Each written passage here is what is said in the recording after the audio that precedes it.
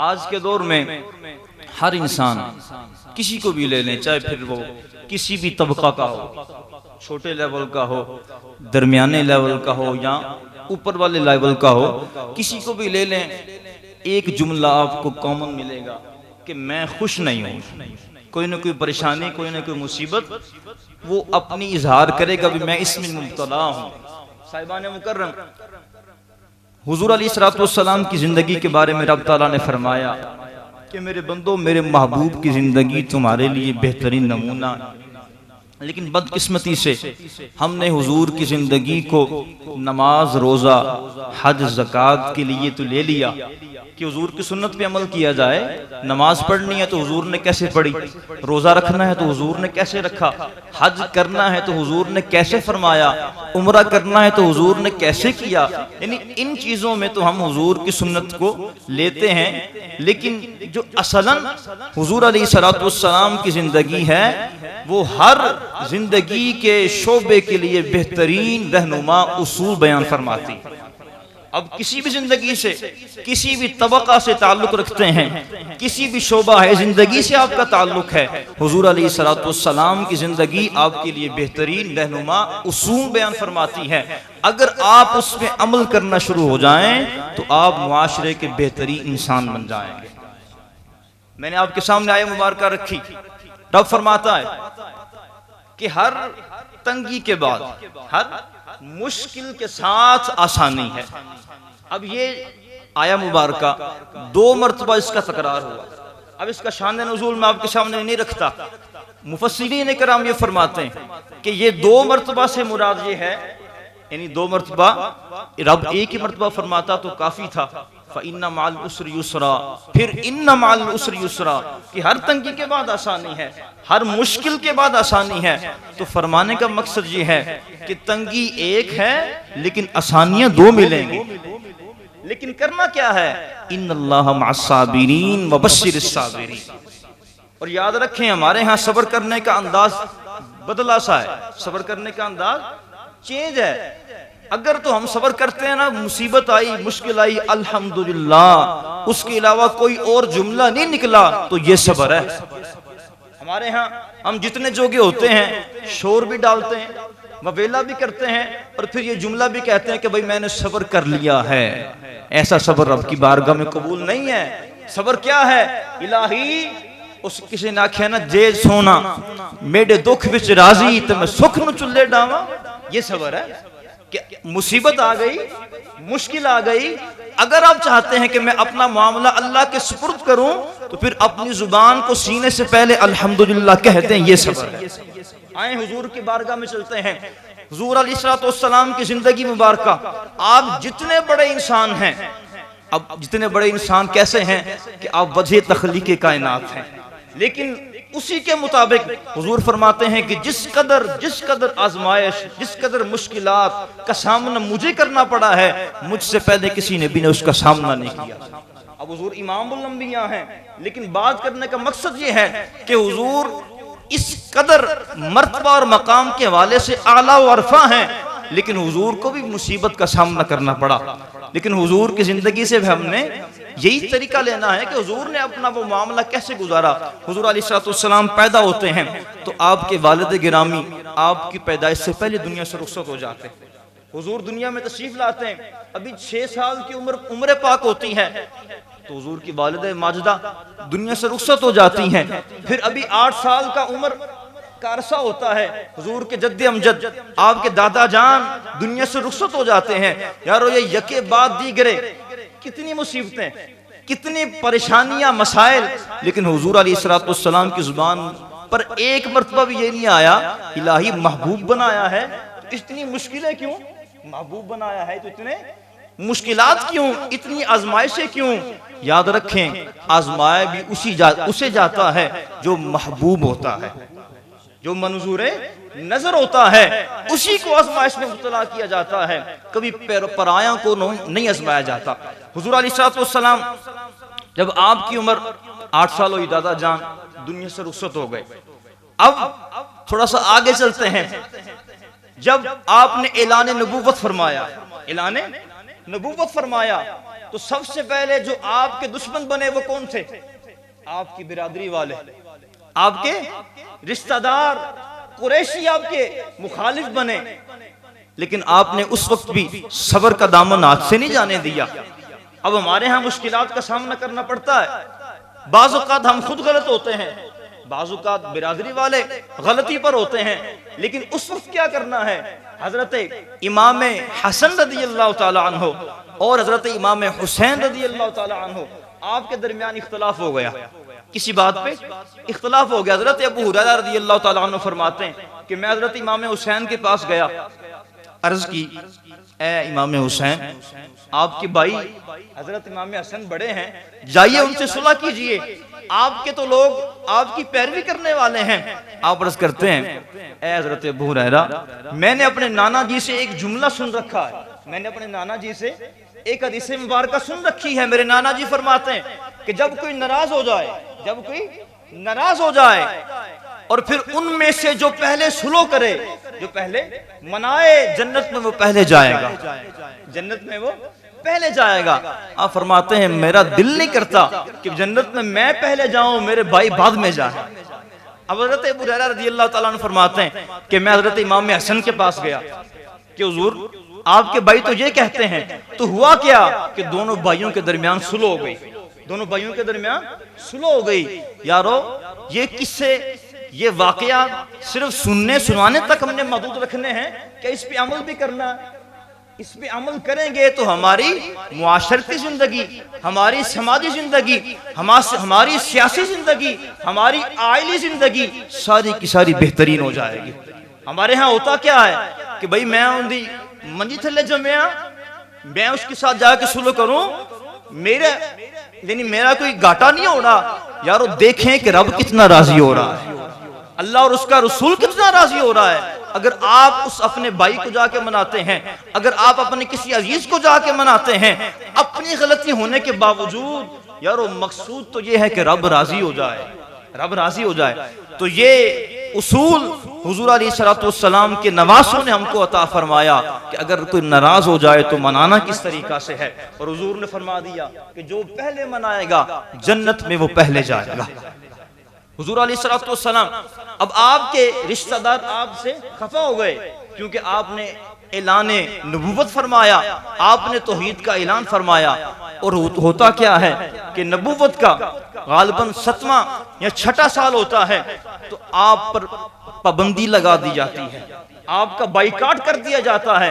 आज हमारे मुआशरे में किसी का बाइकाट कर दिया जाए तो देखें जरा वो अपने मौक़िफ़ से कैसे पीछे नहीं हटता, कैसे पीछे नहीं हटता अपने मौक़िफ़ से।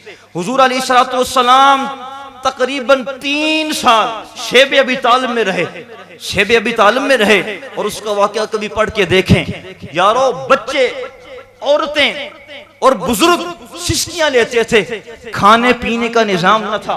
रातें जैसे आज गजा की सूरत हाल है ना, बच्चों की आवाजें आती, भूख से लरसते, भूख से सिस्कियां लेते और कुफार सुन के हंसते।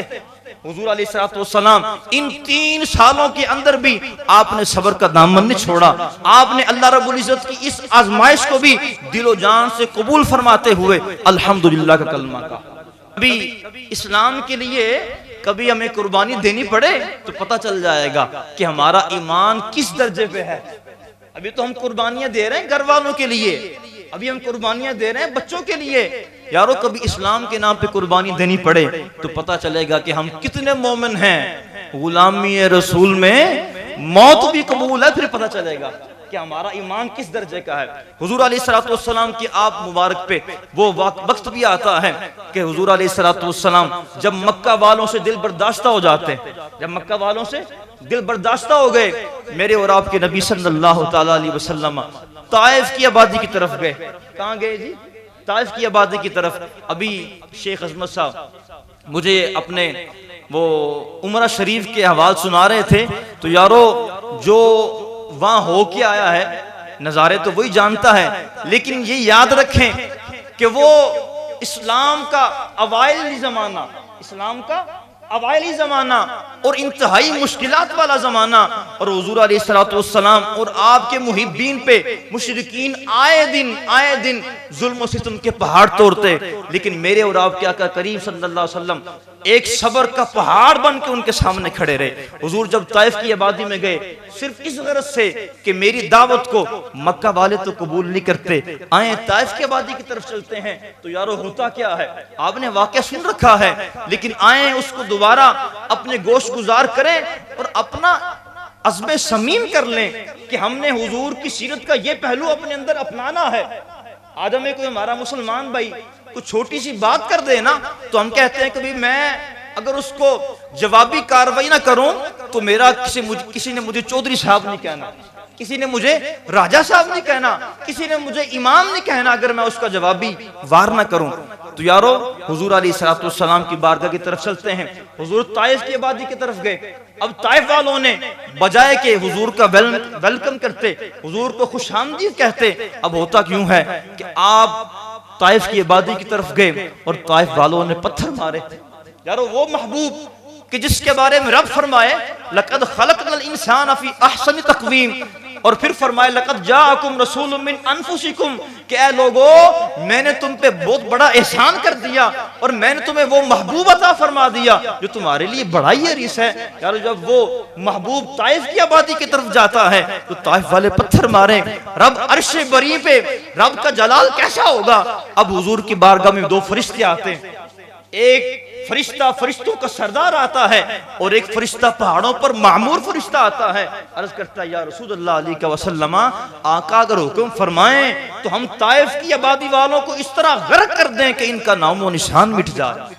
अब हुजूर ने वहां क्या जुमले इरशाद फरमाए, फरमाया जिब्रील ये मुझे नहीं जानते, ये मेरे उम्मती मुझे नहीं जानते, ऐ जिब्रील इनमें से इनके नस्लों में से ऐसे लोग होंगे जो मेरे दीन से वफादारी करेंगे। अब हुजूर वहां हुक्म फरमा देते जिस तरह पहले नबी फरमाया करते थे अपनी उम्मत की बर्बादी के लिए, जब वो कलेमा ना पढ़ते अपने नबी की दावत को जुठलाते तो अंबियाए साबिकीन पहले रब की बारगाह में दुआ करते, लेकिन मेरे और आपके आका करीम सल्लल्लाहु ताला अलैहि वसल्लम आप चूंकि वमा अरसलना का इल्ला रहमतल लिल आलमीन की शान वाले थे, फरमाया जिब्रील मुझे ज़हमत बनाकर नहीं भेजा गया, मुझे तो रहमत बनाकर भेजा गया। और वो हालत क्या है कि आपके जिस्म में अतहर से खून मुबारक निकलता हुआ आपके नालैन मुबारक तक आ गया, ये हालत है। अब वहां भी हुजूर ने सब्र का दामन थामा, बद्दुआ नहीं की, अल्लाह रब्बुल इज्जत की बारगाह में शुक्र का कलमा अदा किया। अब आए हुजूर अलैहिस्सलातु वस्सलाम सहने मक्का के अंदर हैं। हजरत अब्दुल्लाह बिन मसऊद रज़ियल्लाहु ताला अन्हु आप हदीस मुबारक के रावी हैं। आप फरमाते हैं कि हुजूर अकरम सल्लल्लाहु ताला अलैहि वसल्लम आप सहने मक्का में सजदा रेशी की करते हैं, नवाफिल अदा करते हैं। अब होता क्या है कि एक बदबख्त आके आपके ऊपर ओजड़ी डाल देता है। देखें यार हुजूर इमामुल अंबिया कितनी तकलीफ बर्दाश्त की। अब ओजड़ी जानवर के जितने भी आज़ा हैं, ओजड़ी इतनी नापसंदीदा चीज है कि हम उसको हाथ भी नहीं लगाते। अब हुजूर पाक सल्लल्लाहु ताला अलैहि वसल्लम के जिस्म अत्हर पे वो ओजड़ी डाल दी गई। हजरत सय्यदा कायनात हजरत सय्यदा अम्मा फातिमा ज़हरा रज़ियल्लाहु ताला अन्हा आप अपने घर से निकलती हैं, अपने अब्बा जान के जिस्म अत्हर से वो ओजड़ी उतारती हैं। यारो देखिए हुजूर ने कितनी मुश्किलात बर्दाश्त की, लेकिन हुजूर ने फिर भी सब्र का दामन थामे रखा। हुजूर ने तौहीद का ऐलान बंद नहीं फरमाया, क्योंकि रब की तरफ से हुक्म है वबश्शिरिस साबिरीन इन्नल्लाह मअस साबिरीन। यारो ये हुजूर का हमारे लिए पैगाम है। लेकिन फिर इस सब के बाद मैं मुख्तसर करते हुए इन सब के बाद जितनी मुश्किलात बर्दाश्त की, जितनी परेशानियां आई, जितने मसाब आए, फिर इस सब के बाद हुआ क्या कि अबू जहल जो सबसे बड़ा दुश्मन था उसके बेटे ने भी कलमा पढ़ लिया। हुजूर जब मदीना गए और फिर मदीना से हज करने के लिए आए तो मुअर्रिखीन लिखते हैं कम अज कम 1,24,000 आपके साथ वो मुसलमान थे जिन्होंने हज फरमाया। फिर ये भी होता है मुश्किलात बर्दाश्त करना आपका काम है, फिर आपके साथ रब का तामुन होना, ये फिर रब की मर्जी है।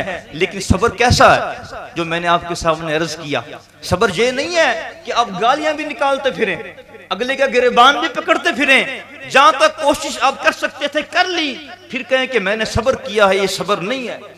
सब्र ये है कि आप अल्हम्दुलिल्लाह का जुमला कहने के बाद चुप हो जाएं, गोया कि आपको कुछ हुआ ही नहीं है। फिर उस मालिक का इंसाफ देखें कि होता क्या है। यारो, आज हमारे मुआशरे में जितनी भी मुश्किलात हैं, जितनी भी परेशानियां हैं, अब आपने करना क्या है, अल्लाह रब्बुल इज्जत की हुजूर दुआ मांगनी है। मैं आपको हदीस मुबारका से मुजर्रब नुस्खा आपके सामने पेश करता हूं। अगर आपका अभी याद ना रहे दुआ, तो आप मरकज़ अहले सुन्नत में तशरीफ ला सकते हैं, या जिनके पास मेरा नंबर है वो दुआ सुनिए। तिरमिज़ी शरीफ में इमाम तिरमिज़ी ये हदीस मुबारक रिवायत फरमाते हैं, हुजूर की बारगाह में एक सहाबी आए, उनकी आंखें नहीं थी। अर्ज करते हैं, या रसूलुल्लाह अलैहि वसल्लम, हुजूर करम नवाजी फरमाइए, दुआ कीजिए कि मेरी आंखें आ जाएं। हुजूर फरमाते हैं, मेरे गुलाम, हदीस मुबारक मुख्तसर कर रहा हूँ, हुजूर फरमाते हैं, मेरे गुलाम जाओ अच्छे तरीके से वुजू करो और 2 नवाफिल अदा करो, और 2 नफल अदा करने के बाद ये दुआ पढ़ो, रब तेरी दुआ कबूल फरमा देगा। अब दुआ क्या है, अल्लाहुम्मा इन्नी अस्अलुका व अतवज्जहु इलैका बिनबिय्यिका मुहम्मदिन नबिय्यिर रहमा, या मुहम्मदु इन्नी तवज्जहतु बिका इला रब्बी फी हाजती हाज़िही लितुक़दा ली अल्लाहुम्मा फशफ़िअहु फी। सहाबा फरमाते हैं, अभी उन सहाबी ने अभी दुआ मांगी ना थी, मुकम्मल ना हुई थी कि अल्लाह रब्बुल इज्जत ने आपको आंखें अता फरमा दी। अब जितनी भी मुश्किलात हैं, अब आपका काम है अल्लाह रब्बुल इज्जत की हुजूर इस तरीका से दुआ मांगे। अब रब का काम है कि अपने महबूब की बात की लज रखे। चूंकि हुजूर ने फरमाया कि मेरे गुलाम इस तरह कर, तेरी दुआ को कबूल किया जाएगा। अब आप इस तरह कीजिए इंशाअल्लाह। लेकिन सब्र कैसा करना है, अगर मुसीबत आ गई है, रिज़्क़ की कमी है, तंगी है, मुसीबत है, बीमारी है, सब्र कैसा करना है। अल्हम्दुलिल्लाह ये सोना मेरे दुख विच राजी, तो मैं सुख नु चुल्ले डामा, इस अंदाज से चुप कर जाएं, उस मालिक की मेहरबानियां हो जाएंगी। अब आए, चूंकि राजा साहब की तरफ से हुक्म, जिनमें सहाबा किराम और अहले बैत अत्हार दोनों की शानें आपके सामने आया हो जाएंगी। हजरत अब्दुर्रहमान बिन अबी लैला रज़ियल्लाहु ताला अन्हु आपसे रिवायत करते हैं, हुजूर अलैहिस्सलातु वस्सलाम ने फरमाया, क़ाला क़ाला रसूलुल्लाह सल्लल्लाहु ताला अलैहि वसल्लम, ला युमिनु अब्दुन हत्ता अकूना अहब्बा इलैहि मिन नफ्सिही। अब आपने हदीस मुबारक सुनी, ला युमिनु अहदुकुम हत्ता यकूना, यानी जो उस वक्त तक कामिल मोमिन नहीं हो सकता जब तक मुझसे अपने माल, जान, औलाद और दीगर जितने भी आपके रिश्ते हैं उनसे बढ़ के मुझसे प्यार न करें। उसी तरह के हदीस मुबारक हुजूर फरमाते हैं कि तुम में से कोई उस वक्त तक मोमिन नहीं हो सकता जब तक उसके नजदीक उसकी जान से भी ज्यादा मैं महबूब तर ना हो जाऊं। आगे क्या फरमाया, व अहली अहब्बा इलैहि मिन अहलिही, और उसकी अहल से, उसके घर वालों से मेरे अहल उसको महबूब ना हो जाए, यानी मेरी अहले बैत। फिर फरमाया, व इतरती अहब्बा इलैहि मिन इतरतिही, और मेरी इतरत उसको अपनी इतरत से ज्यादा महबूब ना हो जाए। अब हुजूर के अहले बैत का दावा, मोहब्बत का दावा सभी करते हैं, हम भी करते हैं और दूसरे भी करते हैं। याद रख लें, यहाँ हमने तफरीक नहीं करनी, हमने इंसाफ का दामन थामना है। मुझे ये बताएं कि मोहब्बत का असल मजा कब आता है? मोहब्बत का असल मजा तभी आता है जब महबूब की सारी बातों को माना जाए, जब महबूब की सारी बातों को माना जाए। अगर हम अहले बैत अतहार से मोहब्बत रखते हैं तो याद रख लें, अगर हमने उन कि किसी एक बात का भी इनकार कर दिया तो हम सही मानों में आशिक नहीं ठहरेंगे। सही मानों में चाहे फिर वो हम हो, चाहे फिर वो कोई और हो, चाहे फिर वो कोई और हो, चाहे फिर वो हम हो। ये ना कहा करें, मुझे अपना भेरा शरीफ के जो सबसे पहले मुफ्ती साहब हैं और मेरे दादाजी उस्ताद, उनका जुमला बड़ा याद आता है। आप फरमाते हैं कि गुस्ताख के मुंह पे नहीं लिखा होता कि ये गुस्ताख है। गुस्ताखी करने वाला चाहे फिर सुन्नियों में से क्यों ना हो, हमारा उससे कोई लेना देना नहीं है। ये कोई पगड़ी नहीं बांधती कि हम सुन्नी है तो हम गुस्ताखी कर नहीं सकते। यारो, अदब का दामन थामना सब पे लाजिम है। अगर हम में से भी बेअदबी होगी तो जान लीजिए हमारे अमाल ज़ाया कर दिए जाएंगे। ये लेबल काफी नहीं होगा कि हम सुन्नी हैं। सुन्नी होने के लिए अमल का भी मुजाहरा करना पड़ेगा। और अमल क्या है कि जहां मोहब्बत हो फिर वहां बातें भी माना जाती हैं। आए सहाबा किराम के हवाले से सुनिए, अहले बैत अत्हार को फिर सभी मानते हैं, लेकिन अहले बैत अत्हार की मोहब्बत को आड़ बनाते हुए सहाबा किराम पे भौंकना, उनकी बेअदबियां करना, ये कहीं का ईमान नहीं है। ये किसी जगह का ईमान नहीं है, ये किसी जगह की मुसलमानियत नहीं है। हुजूर फरमाते हैं, हज़रत अबू सईद खुदरी रज़ियल्लाहु तआला अन्हु फरमाते हैं, हुजूर ने फरमाया ला तसुब्बु अस्हाबी फलो अन्न अहदकुम अनफक़ मिस्ला उहुदिन ज़हबन मा बलग मुद्दन अहदिहिम वला नसीफा। फरमाया कि मेरे सहाबा का मेरी वजह से लिहाज रखना, मेरे सहाबा का मेरी वजह से लिहाज रखना। यारो ये जुमला बड़ा है, ये जुमला बड़ा है। आप अपने किसी दोस्त को कह दें, यार मैं तो जाने वाला हूं, मैं तो जाने वाला हूं, देखना मेरे बच्चों का मेरी वजह से लिहाज रखना कि तू मेरा दोस्त है, मैंने तुमसे मोहब्बत भरे लम्हात गुजारे हैं, हमारा ताल्लुक अच्छा गुजरा है, तो देखना मेरे बाद मेरे बच्चों का लिहाज रखना। यारो ये जुमला बहुत बड़ा है कि लोगों मेरे सहाबा का मेरी वजह से लिहाज रखना। काश कि हमें समझ आ जाए। हुजूर फरमाते हैं फिर जानो कि उनका मर्तबा क्या है। फरमाते हैं कि वो मेरी उम्मत के बेहतरीन लोग हैं, वो मेरी उम्मत के बेहतरीन लोग हैं। फरमाया तुम्हारा ओह पहाड़ के जितना सदका और खैरात करना, अरे तुम वो कर दो, और इधर से मेरा सहाबी एक शेर अल्लाह रब्बुल इज्जत के हुजूर सदका करे तुम उसको नहीं पा सकते।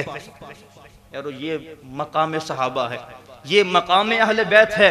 हजरत मुजद्दिद पाक की बात सुना के बात खत्म करता हूँ। सहाबा की मिसाल सितारों जैसी है और हुजूर की अहले बैत अत्हार की मिसाल हजरत नूह की कश्ती जैसी है।